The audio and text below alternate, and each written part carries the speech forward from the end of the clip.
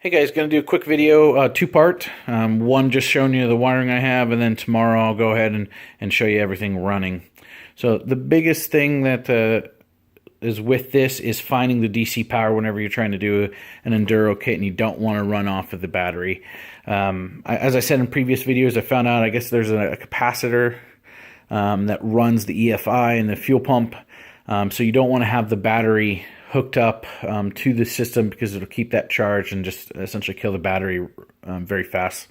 There might be some other issues. It wasn't very clear on the forums, but they're pretty much saying don't do that, at least in this 2010 to 13 model. But there is a place to get power, and I'll show you. The power is right here. Right up here on the left side. There's a plug right here, and there has a cap. The cap has 3 rubber grommets in it that you can pull out, and then you can actually put these flat, pin prongs in it. And then once you do that, it's secure. They don't come out. You can plug this right back in. The red wire is for obviously power. Your green wire is for, I believe that is your ground, and then your black wire is your negative. So I'm just doing the black and red, power and negative, and I'm going to fish this back to where my battery plug would normally be. So this would normally plug into a battery. Since I'm separating the battery out of this and just going to run a separate battery just to run a small light that's in the headlamp, I'll run it back and feed it into there. I did go with the Tusk Enduro Taillight flush mount kit. This is a YZ rear fender. I would suggest going with a WR rear fender if you can. Or I think the newer YZ450X or FX has the regular rear fender for like the WR. It's a lot better for mounting taillights, and then you can also just get a stock taillight at that point. A little bit harder to mount the turn signals though, because those taillights are very small and they're right here. However, here's my taillight. Got my flush mounts. I ran it up underneath. It was sucked in a little bit. It was a little bit more forward than I'd like, but that was just for to properly secure it. I did use 3 bolts right here, and then 2 right here.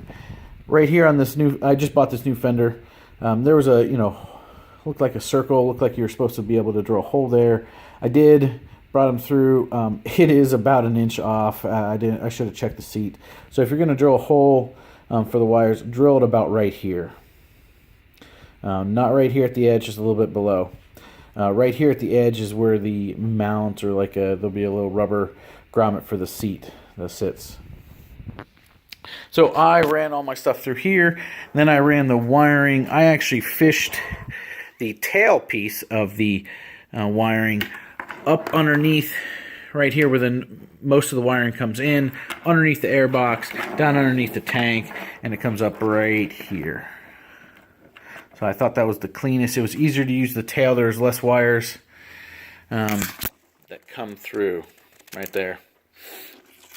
So that comes up into the front. I am using an OPT7 LED bulb. Now in here is actually a big fan on the back of the bulb. I have the grommet out like this, the rubber one. I could probably cut this off, but I'm just doing this to make it a little bit more waterproof. There's still air, a big hole that they're going to be able to come through. If this ends up, folding back in, I'll probably just cut it off. Now it has 2 little connectors that come out that go to a capacitor, I think what it's called. These guys connect to the bulb, and then the bulb connects to your normal 3-pin halogen headlight. I did have some placement issues back here with the EFI module or ECU module, so I had to use these longer extenders. I don't really like the look, however, it is what it is. Not a whole lot I can do about it. Here's that little bulb I've been talking about, where I'm going to hook a battery and a switch to it, and this will be the only thing that I can power while the bike is off. I did have to switch the handlebar and the kill switch over to the right, just for placement. Other than that, these fit pretty good. Here are the turn signals in the hand guards. They do come with their own little bracket, but then it would be just plastic. It wouldn't be mounted on the metal brush guard. So I opted to drill a hole and mount them to the brush guard. I did opt for the optional handbrake sensor. So I'll have two. Both of them should light up. Other than that, everything comes out. You do got your headlight bulbs in the Tusk Enduro kit. I'll have to convert these over to that 3-pin plug. Other than that, guys, that is pretty much it.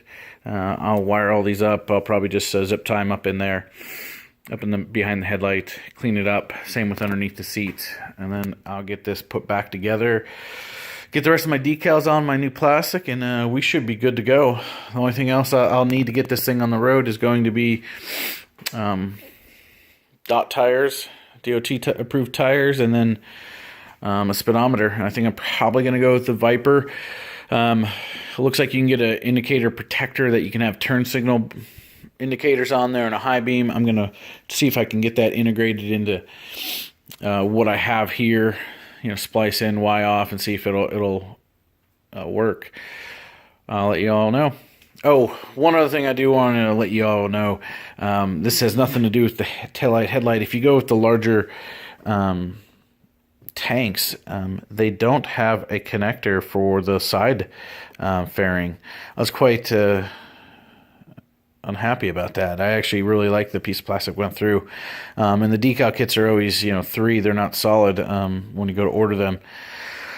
So I was a little upset with that. I probably will buy a second decal kit, see if they can give me this all in one piece. And I might buy a second rear fender that it might be a WR or the FX one, just so it's a little bit more solid if I decide I want to go, on a hair scramble or something. Other than that, guys, have a good one.